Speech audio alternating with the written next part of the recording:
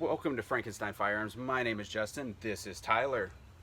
How's it going? My name's Tyler. I own a company called Natural State Firearms, and I'm here with Justin, and we're going to talk about some AR-15 lowers. One thing that I think we both can agree on is that you shouldn't buy a polymer lower. Not for a rifle.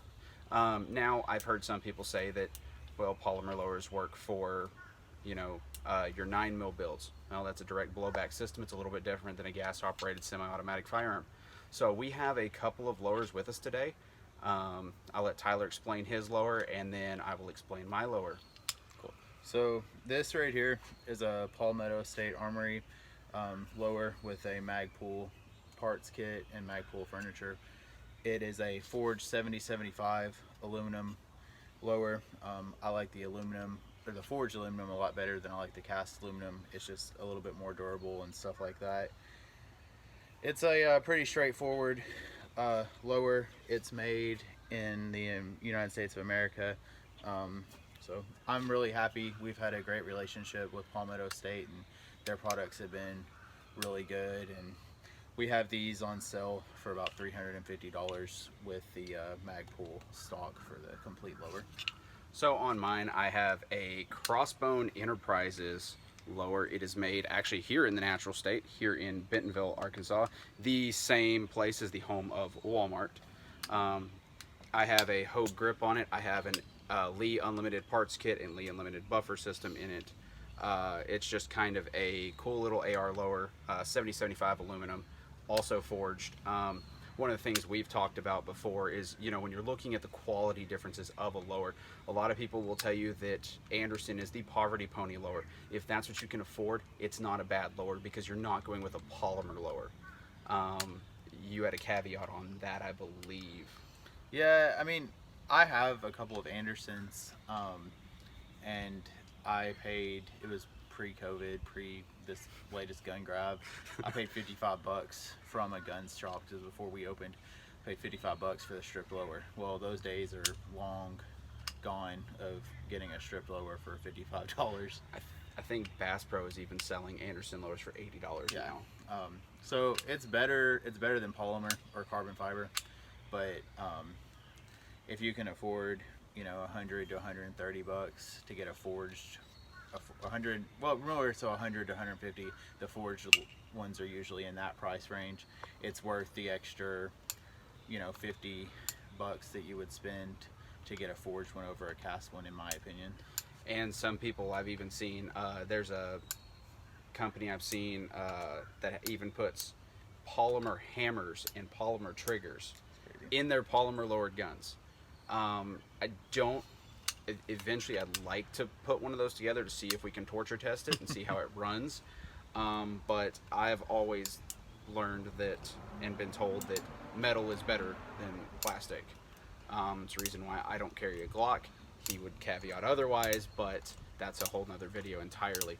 But for the purpose of this video, if you're building your own AR, just be mindful of what you're putting in your AR. Because depending on what you put in your AR, you're not going to get as good of a build quality. Even in the pandemic, you can still build a reliable AR-15 with a metal lower or aluminum lower for under $1,000. If you know where to look and you're okay waiting the shipping prices. I know built ARs, a lot of people go with the stereotypical Smith & Wesson M&P 15. Now, they're great guns, but they also come with a different bolt carrier group. Again, different video. There's a lot of differences between the M4 and AR-15. One of the actual differences you can see is actually on this lower. You'll see it has a spot on the safety selector that says Chaos. That would be for 3-round burst or fully semi-automatic to some people. But in this case, there's no third pin drilled. There's no setup for an auto sear. So this is just a regular AR-15 lower that does not require a tax stamp. That being said, you can make those modifications, but you have to go through the proper legal channels to do so. But his lower, for instance, only has the safe and fire safety selector on it, which means that not necessarily it's not built to do it, but it's not built ahead of time to do Yeah, it. you could still modify it and put a non-binary trigger in it, and with the non-binary trigger, you don't even have to have a tax stamp. True. Now, some people would say, what buffer should I run in my AR-15 lower? Really depends on what you're running. If you're running 300 blackout, I know on my 300 blackout I run an H3 buffer. I had issues with it when I ran an H1 buffer on it. Swapped to an H3, quit having issues with it. But for 5.56, I would say H1 buffer worked fine in most cases. A lot of people say, well, I guarantee you somebody in the comments is going to say, well, you guys are running mil-spec triggers on your equipment. Sure. Well, I grew up using mil-spec triggers. Mil-spec triggers are fine.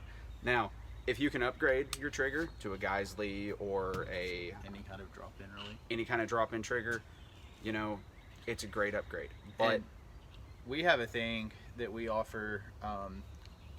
I don't remember exactly how much it is. It's under $100, but we will take an AR-15 with just a standard mil-spec trigger. We polish the triggers, and that makes a huge difference, and then we put a different spring kit in it, and what it does is, like these guns right here on the Palmetto State build kits, we're getting around 6 pounds of trigger pull. The Anderson build kits are around 8 pounds of trigger pull in my experience. We can get an AR trigger, still a mil-spec trigger, if we do that trigger job where we go through and we polish it and we swap out the springs, we're getting around 3.75 pounds to 4.25 pounds, and that feels as good as those $300-400 drop-in triggers. We'll have to test that in another video. For sure. But that'll be for a future video. We may do that with this lower, who knows. We may do it with one of his lowers. But that'll be for the next video. This was just kind of a little quick PSA introductions to those who will be around for the videos, and a little introduction to AR-15 lowers. Eventually we will be doing a build video where we take a stripped AR-15 lower and we build it. That video I might do with Tyler, might not do with Tyler, depends on schedules. But we will let you know, and we'll see you in the next video.